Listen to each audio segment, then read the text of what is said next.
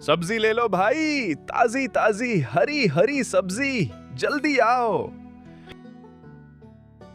देखते देखते उसके ठेले पर काफी लोग जमा हो जाते हैं। संतोष भैया, चाहे जो कहो, आपकी सब्जी सबसे ताजी और सबसे सस्ती होती है। गांव में और भी सब्जी वाले हैं, लेकिन उनके दाम और सब्जी देखो तो जमीन आसमान का फर्क है। अरे शांता बहन, ये तो आप सबका प्यार और बड़प्पन है। मुझे दूसरों से क्या लेना देना, मेरी सब्जियां ताजी होनी चाहिए बस। संतोष भैया, हमें आप में यही बात सबसे अच्छी लगती है। आप बस इसी तरह ईमानदारी से काम करते रहो, इसका फल आपको जरूर मिलेगा। ये सब देखकर लालू तिलमिला जाता था। उसकी भी गांव में एक बड़ी सब्जी की दुकान थी, पर गांव वाले वहां से सब्जी नहीं खरीदते थे। क्यों? ये देख लो। अरे लालू, आलू कितने के हुए भाई? तुम्हारे लिए 22 रुपए किलो काका। 22 रुपए? अरे भाई, तुम्हारी सब्जियां ताजी भी नहीं और तुम 22 रुपए किलो मांग रहे हो, जबकि संतोष 18 रुपए किलो बेचता है और उसकी सब्जियां भी ताजी होती हैं। अच्छा, तो मेरी दुकान पर क्यों आए? जाओ जाओ, निकलो यहाँ से। मैं तो 22 रुपए किलो ही दूंगा। जिसे लेना होगा लेगा, नहीं तो निकलिए यहाँ से। उसके इस बर्ताव के चलते गांव का कोई भी आदमी या औरत उससे सब्जी खरीदने से कतराता था। ना तो वो अच्छी सब्जी देता था और ना ही उसका व्यवहार अच्छा था।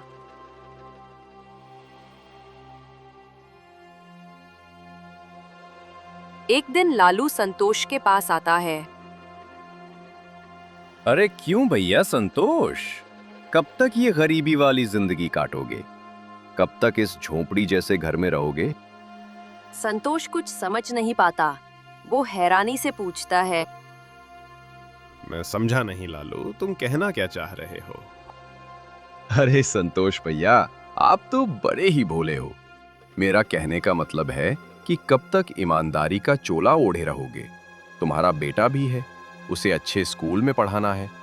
मेरी एक बात मानो। वो क्या लालू? देखो संतोष, मेरा मतलब है कि तुम भी मेरी तरह थोड़ी खराब सब्जियां बेचो और अच्छे दाम लो, ताकि तुम मोटी कमाई कर सको। ये दुनिया ईमानदारी की कोई कदर नहीं करती। कल को अगर तुमसे कोई गलती हो गई तो यही गांव वाले तुम्हें गांव से बाहर निकाल देंगे। संतोष थोड़ी देर सोचकर तीखे स्वर में कहता है, वाह लालू, तुम मुझे अपनी तरह गिरा हुआ समझते हो, जो कुछ कागजी नोटों के लिए अपनी जमीर बेच दे और लोगों की सेहत के साथ खिलवाड़ करे। अरे लालू, मेरे इतने भी बुरे दिन नहीं आए कि मैं ऐसा करूं।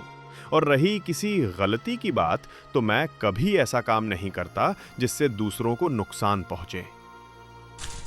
संतोष अपना ठेला खींचते हुए वहां से चला जाता है।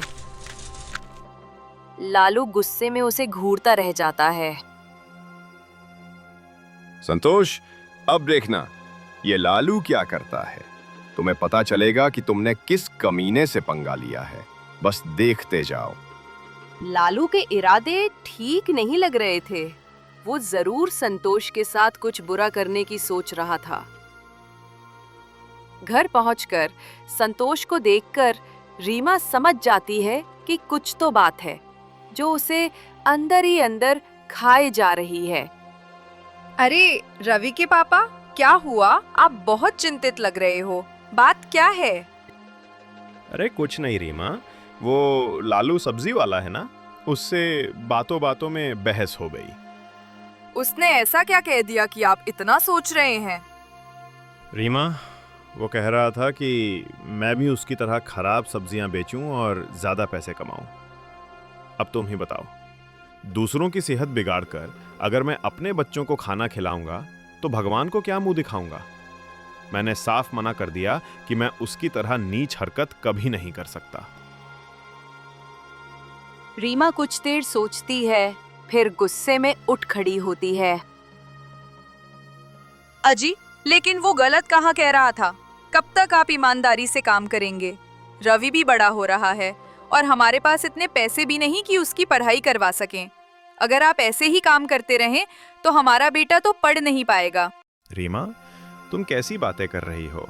गांव वाले मुझ पर भरोसा करते हैं। मैं उनके भरोसे को आग में नहीं झोंक सकता। हाँ हाँ, आप बने रहो ईमानदार। आपको अपने बेटे की तो कोई चिंता है नहीं। कर देना उसे भी अपनी तरह सब्जी का ठेला सौंप, ताकि वो भी आपकी तरह गरीबी भरी जिंदगी जिए। और क्या। इतना कहकर रीमा गुस्से में अंदर चली जाती है। उसकी बातों ने संतोष को अंदर तक झकझोर दिया। अब वो सोचने पर मजबूर हो गया। शायद रीमा सही कह रही है। मेरी ईमानदारी से घर का गुजारा तो हो रहा है, पर बचत कुछ नहीं। बेटा बड़ा हो रहा है, उसे पढ़ाना भी तो है। अगर मैं अपने बेटे को नहीं पढ़ा पाया तो उसे मैं क्या मुंह दिखाऊंगा? रात का समय था। संतोष खाट पर लेटा था, पर उसकी आंखों में नींद बिल्कुल नहीं थी। वो बस आज के पूरे दिन की बातें सोचे जा रहा था। अगले दिन संतोष रोज की तरह सब्जी लेकर गांव की ओर जाने वाला था, पर मन भारी था और रीमा की बातें उसे आगे बढ़ने के लिए प्रेरित कर रही थी। फिर भी वो अपनी ईमानदारी को ही आगे बढ़ाता है। संतोष सब्जियां बेचते बेचते दूसरे गांव तक चला गया। सब्जी ले लो भैया, सब्जी, हरी हरी ताजी ताजी सब्जी। उस दिन गांव लौटते लौटते रात हो गई। आज तो काफी देर हो गई। चल संतोष, जल्दी चल, घर पर रीमा परेशान हो रही होगी। संतोष जल्दी जल्दी गांव की ओर चल दिया। वह गांव पहुंचने ही वाला था कि कुछ गुंडे उसे रोक लेते हैं। संतोष, सब्जी वाले तुम ही हो ना? हाँ भैया, पर आप लोग ऐसे क्यों पूछ रहे हैं? क्या बात है? आज के बाद तुम सोनपुर में सब्जी नहीं बेचोगे, और अगर तुम्हारा ठेला गांव में दिखा तो तुम इस दुनिया से गायब हो जाओगे, समझे? अच्छा, तो तब मुझे धमका रहे हो ताकि मैं गांव में सब्जी ना बेचूं और वो लालू लोगों की सेहत के साथ खिलवाड़ जारी रखे। मैं ऐसा कभी नहीं होने दूंगा। ठीक है, पर सब्जी तो तुम तभी बेचोगे जब बिस्तर से उठने लायक रहोगे। इतना कहकर दोनों गुंडे संतोष पर लात घूंसे बरसाने लगे और बेरहमी से पीटकर उसे अर्धमराकर छोड़ दिया। संतोष बुरी तरह घायल हो गया और वहीं जमीन पर गिर पड़ा। दोनों गुंडे वहां से भाग गए। दूसरी ओर रीमा को संतोष की चिंता सताती जा रही थी। हे भगवान, ये कहाँ गए हैं? बहुत रात हो गई, मुझे बड़ा डर लग रहा है। कहीं उन्हें कुछ नहीं रीमा, सुबह बोल, उन्हें कुछ नहीं होगा। रात और गहराई। रीमा की चिंता और गहरी हो गई। वो रुकी नहीं रह सकी और अपने पड़ोसी रोहन के घर चली गई। रोहन, रोहन, दरवाजा खोलो। रोहन बाहर आया। क्या हुआ भाभी? इतनी रात में यहाँ सब ठीक तो है? रोहन, कुछ भी ठीक नहीं है। संतोष अभी तक घर नहीं आए, पता नहीं कहाँ है। मुझे डर लग रहा है, कहीं उनको कुछ हो तो नहीं गया। अरे भाभी, रोइए मत, भैया को कुछ नहीं होगा, वो आते ही होंगे। नहीं रोहन, मेरा दिल घबराया हुआ है। मुझे लगता है वो जरूर किसी मुसीबत में फंसे हैं, नहीं तो उन्हें इतनी देर कभी नहीं होती। ठीक है, हम उन्हें ढूंढने चलते हैं, बस आप रोइए मत, उन्हें कुछ नहीं होगा।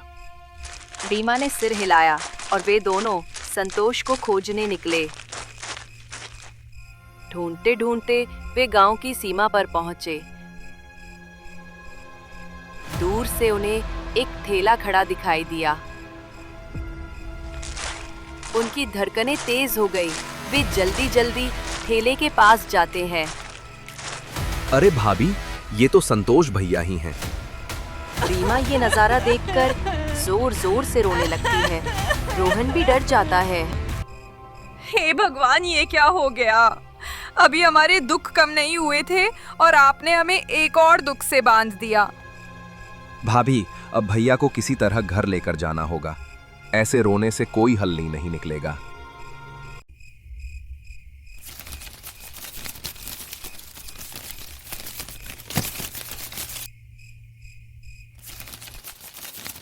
वे किसी तरह संतोष को उठाकर घर लाते हैं और संतोष को बिस्तर पर लिटा देते हैं।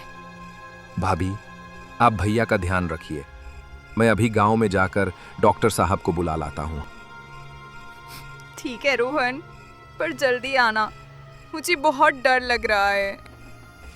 रोहन फौरन गांव में डॉक्टर को बुलाने चला जाता है और कुछ देर बाद डॉक्टर को साथ लेकर वापस आता है। डॉक्टर संतोष को दवा लगा देते हैं। देखिए, घबराइए मत, थोड़ी सी चोट है, 1-2 हफ्ते में ठीक हो जाएगी। मैं कुछ दवाइयाँ दे देता हूँ, इन्हें बस सुबह शाम खिलाना। देर बाद डॉक्टर को साथ लेकर वापस आता है। डॉक्टर संतोष को दवा लगा देते हैं। फिर डॉक्टर रविकांत पैसे लेकर वहां से चले जाते हैं। रोहन, अब तुम भी घर चले जाओ, थक गए होंगे। अगर किसी जरूरत पड़ी तो मैं रवि से कहकर तुम्हें बुला लूंगी। ठीक है भाभी। रोहन वहां से चला जाता है।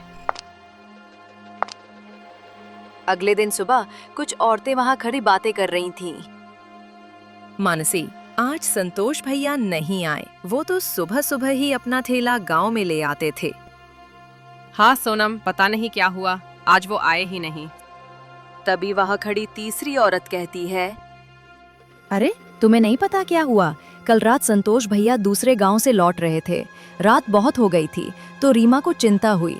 जब उन्होंने जाकर देखा तो वे गांव की सीमा पर घायल पड़े थे।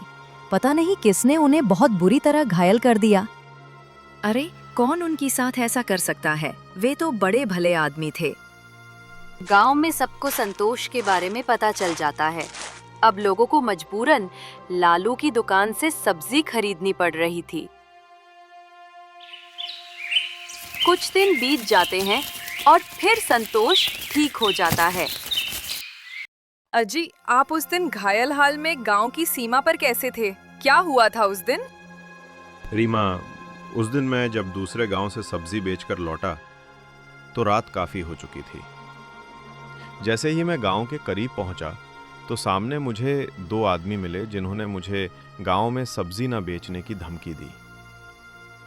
मैंने उनकी बात मानने से मना कर दिया तो उन्होंने मुझे खूब मारा। जब मैं अधमरा होकर जमीन पर गिर गया तब उन लोगों ने मुझे छोड़ दिया। अजी, ऐसी बात है तो आप गांव में सब्जी बेचने नहीं जाओगे। आप कोई दूसरा काम कीजिए, पर सब्जी मत बेचिए। नहीं रीमा, मैं सब्जी बेचने गांव में जाऊंगा और उस आदमी को भी सबके सामने लाऊंगा जिसने मुझे मरवाया, क्योंकि मैं जानता हूं वो कौन है। बस मुझे उसके खिलाफ सबूत मिल जाए। संतोष गांव में जाता है। तभी उसकी नजर गांव की एक भीड़ पर जाती है जो लालू के घर के सामने खड़ी थी। अरे, लालू के घर के सामने इतनी भीड़ क्यों है? चलो देखता हूं क्या बात है। संतोष भीड़ के पास जाता है और गांव के एक आदमी से पूछता है, अरे भाई, क्या बात है? यहां इतनी भीड़ क्यों जमा है? अरे संतोष भाई, आपको नहीं पता क्या? लालू की जो बेटी है ना, उसकी तबीयत अचानक खराब हो गई।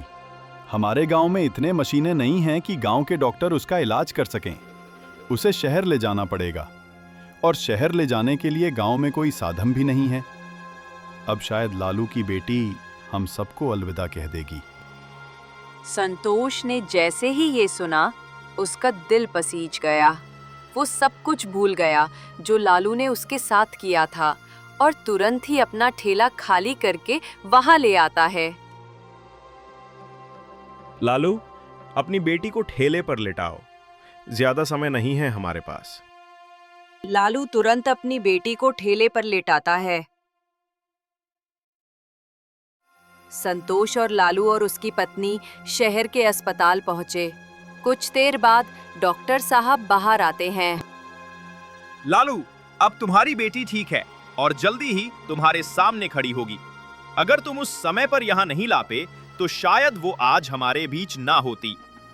लालू तुरंत वहां से संतोष के पास जाकर उसके पैरों पर गिर पड़ता।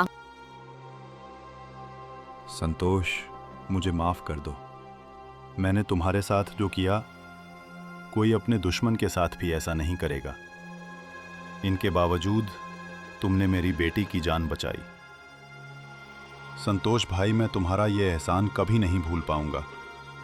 मुझे माफ कर दो भाई। लालू, मैं उस समय भूल गया था जो तुमने मेरे साथ किया। मुझे दिखा तो बस तुम्हारी बेटी का मासूम सा चेहरा। अगर आज तुम्हारी बेटी मर जाती तो उसके साथ पूरी इंसानियत मर जाती, और मुझ में और तुम में क्या फर्क रह जाता। इसलिए हमेशा अपने साथ साथ दूसरों के बारे में भी सोचना जरूरी होता है लालू। संतोष सब कुछ भूलकर लालू को माफ कर देता है।